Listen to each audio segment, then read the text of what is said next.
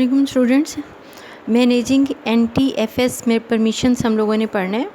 NTFS basically है क्या, only file system support bye Windows XP that offers file level security. हम लोग जब नेटवर्किंग पे हैं, नेटवर्किंग एडमिनिस्ट्रेशन हम लोग पढ़े तो विंडोज़ XP पे जब हम काम कर रहे हो तो ये हमें हाई लेवल की सिक्योरिटी प्रोवाइड करता है। Determine what can be done to a file system object and who can perform those actions. Permission security से की मीनिंग लेंगे कि ये किन किन लोगों को अलाउ करता है कि वो यहाँ पे सिस्टम को यूज़ कर सकते हैं या कोई ऑपरेशन परफॉर्म करना चाहें तो वो कैसे करेंगे, और अगर परमिशन देनी है तो कौन से फाइल्स एंड फोल्डर्स पे दें। ये है इसका बेसिक टास्क जो ये करता है। उसके बाद आपके पास क्या है कि NTFS file and folder permissions क्या हैं।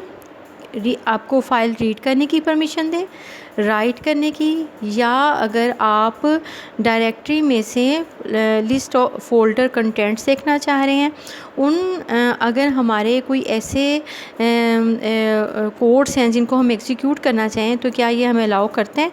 अगर हम ओपन फाइल में कोई मॉडिफिकेशन करना चाहें तो ये क्या हमें मॉडिफिकेशन की परमिशन देगा। फुल कंट्रोल है, यानी फुल कंट्रोल से मुराद है read, write, insert, delete, each and everything you can perform all the operation on the file. और इसके अलावा security tab of objects properties and on the dialog box, यानी NTFS file and folder permissions में वो तमाम चीज़ें आ जाएंगी जो कि हम लोग डेटा मैनिपुलेशन के मीनिंग में लेते हैं कि आप रीड कर सकते हैं फ़ाइल को, राइट है, आप फोल्डर्स को क्रिएट कर सकते हैं, मॉडिफाई कर सकते हैं, डिलीट कर सकते हैं। तो उसके लिए हमें किस तरह की परमिशंस रिक्वायर हैं। तो यहाँ पे जो चीज़ हमारे पास है वो आपको पहले ये बता रहा है कि जब आप NTFS पे काम करेंगे तो कौन से रूल्स हैं। Rules for working with NTFS permissions. NTFS object permissions always apply. Okay आप NTFS हमेशा हमारे पास परमिशन जो हैं उनको हम अप्लाई करेंगे। Permissions are cumulative, override any contra directory setting on the parent or container folder। Parent folder और container folder already हम लोग पढ़ चुके हैं, ऐसे फोल्डर्स जिनके अंदर मज़ीद सब फोल्डर्स हों दैट आर कॉल्ड पेरेंट और कंटेनर। कंटेन से निकला है, ठीक है। जैसे एक पेरेंट के बहुत सारे चाइल्ड होते हैं तो क्या वो वाली फ़ाइल्स जिनके के मज़ीद फ़ोल्डर्स या सब फोल्डर्स हैं तो वो आपको ओवरराइड करने की परमिशन देता है या डिनाई करता है ऑल अदर स्पेसिफिक अलाउस कि आपको वो इस चीज़ की परमिशन दे या ना। Inheritance of permission.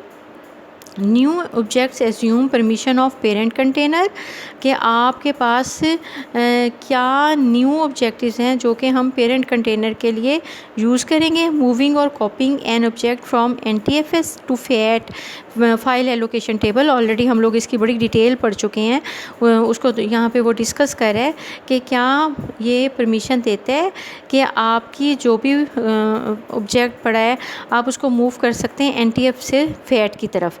NTFS setting are lost. Object inherit that the fat attribute and setting of its new container. Moving or copying an object from fat to NTFS। पहले हमने ये चीज़ चेक की कि क्या NTFS से हमारे ऑब्जेक्ट जो हैं वो फैट में कन्वर्ट होते हैं। उसके लिए हमने दो चीज़ें देखी हैं कि NTFS आर सेटिंग लॉस्ट, कि उसकी सेटिंग्स क्या लॉस्ट हो रही हैं, या ऑब्जेक्ट जो हैं जो फैट के एट्रीब्यूट्स हैं वो जब न्यू कंटेनर में जाएंगे तो क्या उनमें चेंज आएगा। अब हम वाइस वर्सा देख रहे हैं कि क्या फैट से NTFS में है तो उसमें आपने क्या चीज़ चेक करनी है। Object inherit NTFS setting and permission of its new container. Same वही चीज़ है कि आप चेक करें कि क्या NTFS की सेटिंग न्यू कंटेनर के लिए कोई प्रॉब्लम तो नहीं दे रही। यही चीज़ चेक करने के लिए हम करेंगे troubleshooting access and permission problem. क्या प्रॉब्लम्स हो सकते हैं जब हम NTFS पे काम करें। मोस्ट एक्सेस प्रॉब्लम क्या है, resource object has wrong setting. वो ऑब्जेक्ट्स जो कि रिसोर्सेज जैसे फॉर एग्जांपल प्रिंटर है या कोई फ़ाइल है या आप कोई किसी फ़ाइल को नेट से एक्सेस करना चाह रहे हैं, तो क्या उसकी सेटिंग्स तो नहीं डिस्टर्ब कि हमें उसे एक्सेस करने में मुश्किल हो रही है, या क्या है user account has wrong setting, या यूज़र की सेटिंग्स में कोई प्रॉब्लम है, हो सकता है सर्वर ने ना अलाउ किया हो, या कोई ऐसी प्रॉब्लम जिसकी वजह से कि हम एक्सेस में डाटा को एक्सेस करने में हमें मुश्किल हो रही है। अवॉइड कॉमन प्रॉब्लम कौन कौन सी हैं, grant permission only as needed. आपको हम क्या करेंगे, इन प्रॉब्लम से किस तरह अवॉइड कर सकते हैं, सिर्फ उतनी ही परमिशन दें जितनी रिक्वायर है। फॉर एग्ज़ाम्पल मेरे कहने का मतलब है कि अगर हमारी फ़ाइल बहुत ज़्यादा सिक्योर है और हम क्लाइंट जो है वो डिमांड कर रहा है कि वो अपनी फ़ाइल को रीड करने के लिए, तो आप सिर्फ उसे रीड ओनली मोड में फ़ाइल को ओपन करने की परमिशन दें। आप ये नहीं कहेंगे कि आप उसे सारे राइट दे दें कि वो राइट भी करे, मॉडिफाई करे, इंसर्ट करे, इस तरह का काम नहीं। सिर्फ आप उसे रीडिंग, यानी यहाँ पे वो कह रहा है कि सिर्फ उतनी परमिशन दें जितनी के रिक्वायर है। Rely upon NTFS to restrict access. इसके अलावा वो कहते हैं कि आप जब NTFS पे काम करें तो आप रिस्ट्रिक्ट करें अपने एक्सेस को। Grand full control only when necessary. और इसके अलावा अगर आप फुली कंट्रोल देना चाह रहे हैं कि फ़ाइल को रीड करे, राइट करे या कोई भी काम करना चाह रहे हैं, तो जब ज़रूरी हो, ठीक है, उस वक़्त आपने देना है। आप ज़रूरी नहीं है कि आप उसे हर वक्त अलाउ करेंगे। उसके बाद क्या, change permission on the folder level, allow the change to effect all child element. यहाँ पे वो पेरेंट चाइल्ड की बता रहा है कि अगर आप किसी भी फोल्डर लेवल पे कोई उसे परमिशन दे रहे हैं तो वो कहता है कि उसका इफ़ेक्ट क्या चेंज एलिमेंट पे हो रहा है या नहीं। अब सिंपल फाइल शेयरिंग क्या है, used when quick and easy file sharing is needed. जब हमें ज़रूरत है हम उस वक़्त क्विकली फाइल्स को शेयर करवाएं। Commonly used in home network, जो कि होम नेटवर्क पे अवेल हैं।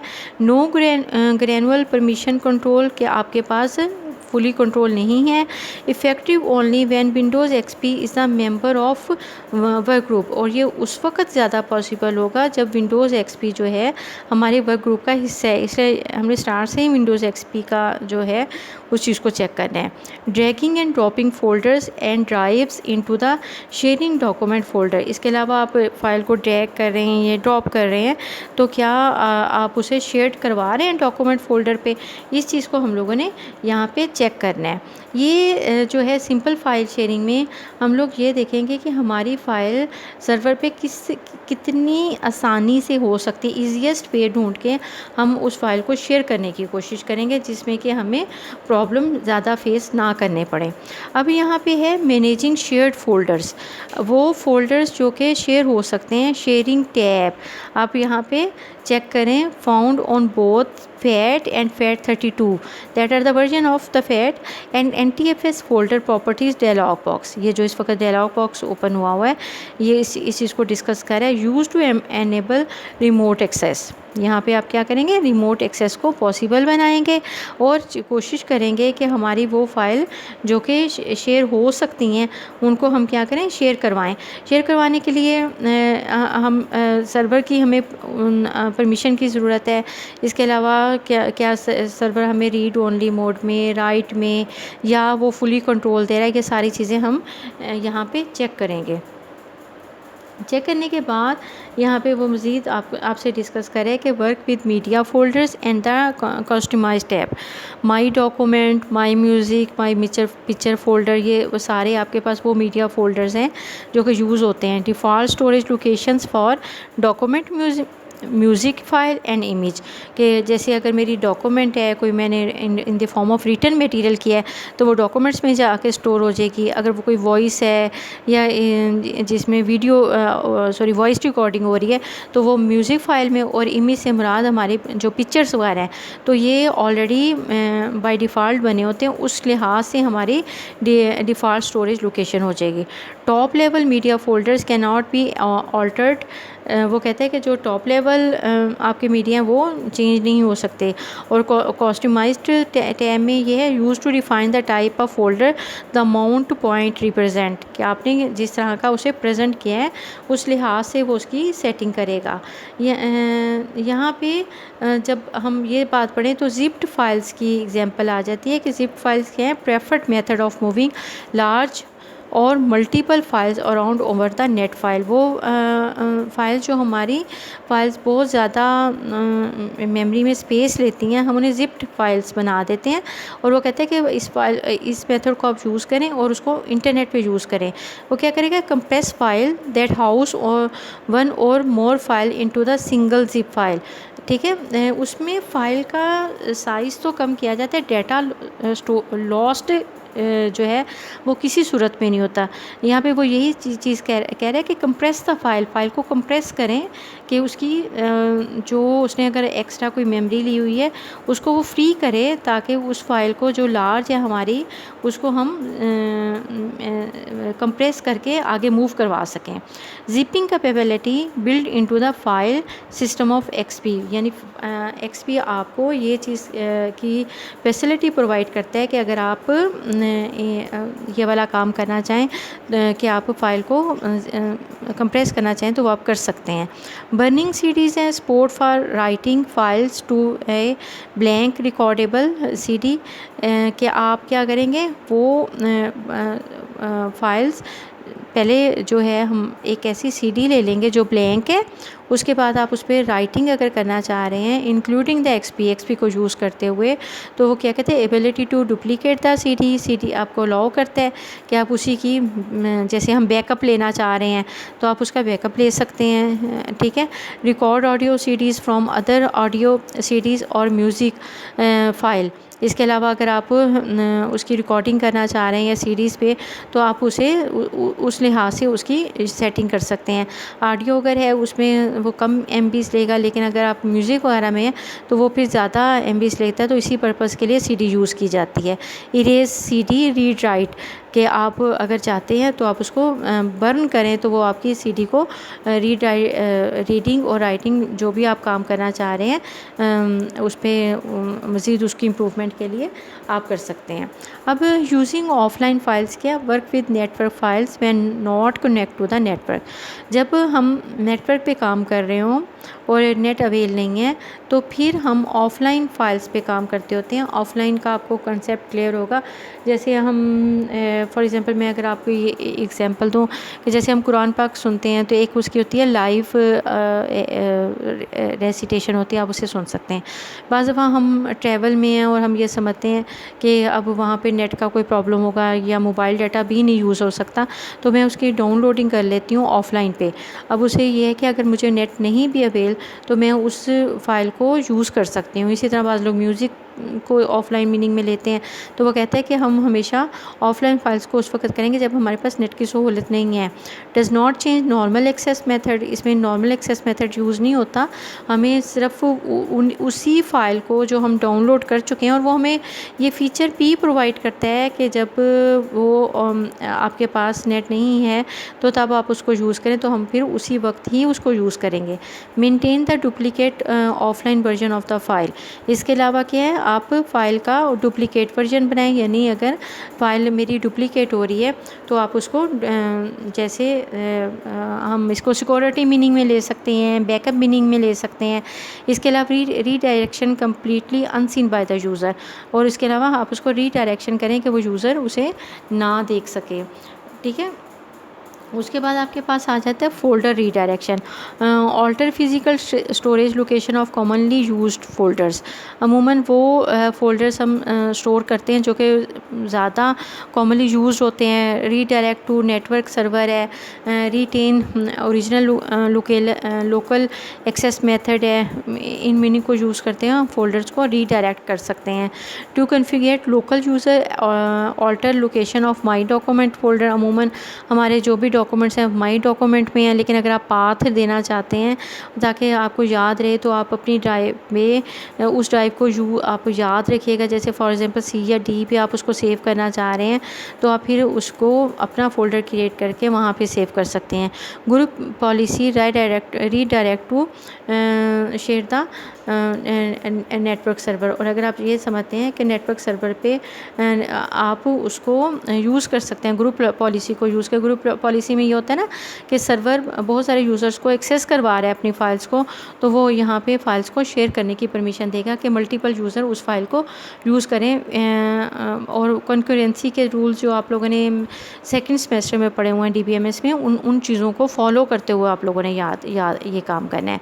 अब जब हम ये काम सारा कर लेंगे तो रिमूवेबल मीडिया कौन सा है? Include any storage device installed onto the Windows XP server. आपके पास वो कहता है कोई भी ऐसा स्टोरेज डिवाइस आप जो कि आपके पास है उस पर विंडो XP इंस्टॉल करें।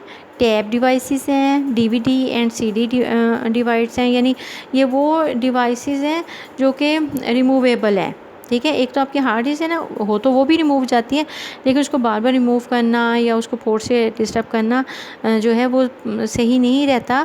उसके लिए आप DVD चूज़ करें, फ्लैश है, CD रोम है, ये सारी उन्होंने एक लिस्ट बताई है। ऑप्टिकल ड्राइव्स हैं, जिप एंड जैज़ ड्राइव्स हैं, can be configured through the device manager. ये डिवाइस मैनेजर के थ्रू ये सारा काम जो है ये अपडेट हो सकता है। ये वो रिमूवेबल मीडिया है जो कि XP के थ्रू हम उसको इंस्टॉल यूज़ करेंगे, और आपको अगर कहीं पे मूव करवाना है उसको तो आप उसे मूव करवा सकते हैं। तो ये जो चीज़ आज हम लोगों ने पढ़ी है, इसमें जो मोस्ट इम्पॉर्टेंट ये है कि हम NTFS को किस तरह परमिशन देंगे कि वो हमारे नेटवर्क पे प्रॉपरली हमें वो तमाम एक्टिविटीज़ प्रोवाइड करें जो हम चाहते हैं।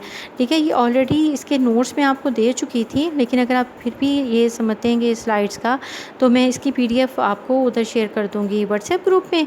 और वो जो नोट्स थे वो बहुत ज़्यादा डिटेल में थे, आप कोशिश कीजिएगा उन्हीं को करने की। ये तो मैंने रिवीजन के तौर पे कुछ स्लाइड्स आपके साथ डिस्कस किए हैं जो कि उन नोट्स फॉर्म में भी थी।